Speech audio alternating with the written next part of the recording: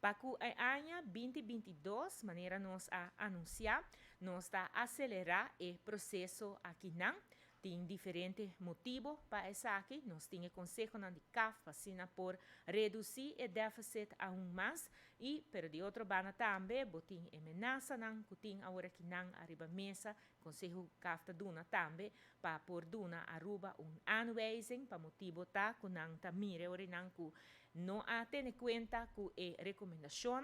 De parte de Aruba, nós a duna, nos ponto de vista, arriba aqui não cada vez, baibim de carta, pero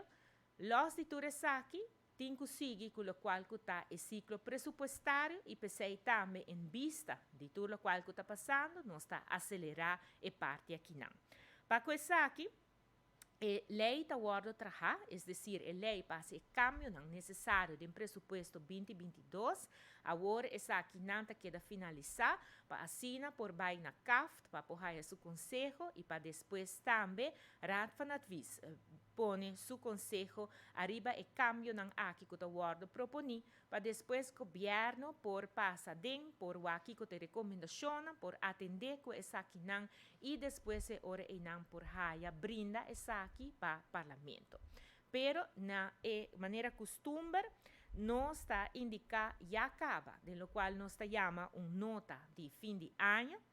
najaarsnota, já acaba nós está adelantar o processo aqui não, den qual não nós está brinda na parlamento e informação de que o cambio não está encerrado.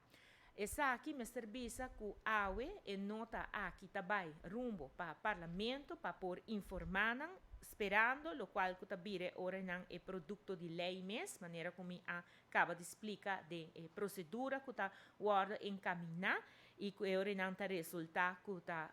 entregar e cambio não aqui no parlamento.